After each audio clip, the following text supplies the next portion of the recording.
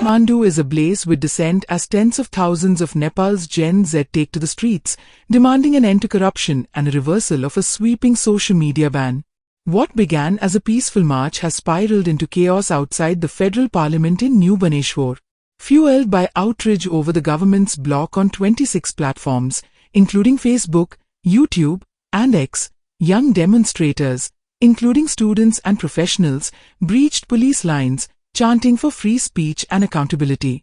The ban, enforced after platforms failed to register locally, is seen as a direct assault on digital freedom. Tensions escalated as police fired tear gas, water cannons, and rubber bullets to disperse the crowds. Reports confirm at least 9 deaths and over 40 injuries, with violence spreading to cities like Pokhara and Biratnagar. A curfew now grips the capital, and the Nepalese army has been deployed to quell the unrest. For these young Nepalis, this is more than a protest against censorship. It's a fight against systemic corruption. Protesters like 24-year-old Eugen Rajbhandari say, corruption has been institutionalized in Nepal. Social media, a vital tool for business and expression, is their lifeline, and they won't let it go without a fight. As the Gen Z revolution shakes Nepal's core, the government faces mounting pressure to lift the ban and address corruption. With the nation watching, this youth-led uprising could redefine Nepal's future. The protests erupting across Nepal, particularly in Kathmandu, Pokhara, Biratnagar, and other cities, are primarily triggered by the government's recent ban on 26 major social media and messaging platforms, including Facebook, Instagram, YouTube, WhatsApp, X, formerly Twitter, Snapchat, and LinkedIn. The ban took effect on 4 September 2025 after a 7-day deadline expired on 28 August for these platforms to register locally, appoint grievance officers, and comply with Nepal's digital regulations. The government, led by Prime Minister KP Sharma Oli, justified the move as a measure to protect national sovereignty, curb misinformation, fraud, hate speech, and ensure accountability for content. However, critics, including human rights groups like the Committee to Protect Journalists, view it as a dangerous step toward digital censorship and suppression of free expression, especially in a country where social media is vital for communication, business, education, news, and connecting with the millions of Nepalese working abroad as migrant laborers.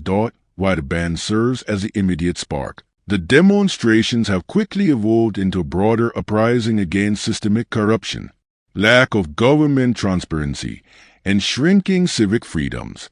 Protesters have highlighted how corruption has been institutionalized in Nepal, pointing to politicians' lavish lifestyles, amplified by viral Nepokid social media campaigns exposing privileges of elite children amid economic struggles, political instability, 13 governments in 17 years since a monarchy's abolition, and unfulfilled promises of development.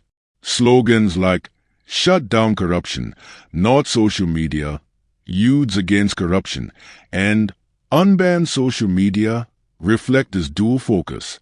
The movement draws inspiration from recent youth-led protests in Bangladesh and Indonesia against similar issues of governance and rights.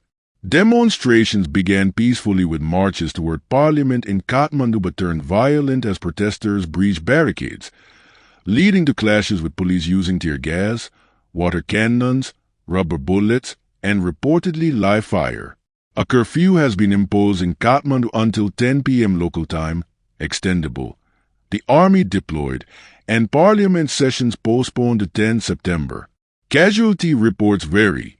State media confirm at least 1 death and 50+ injuries, while local outlets and witnesses report 9 to 20 deaths, mostly young protesters, and over 80 to 200 injuries, with hospitals overwhelmed and incidents like a burning ambulance and security vehicle.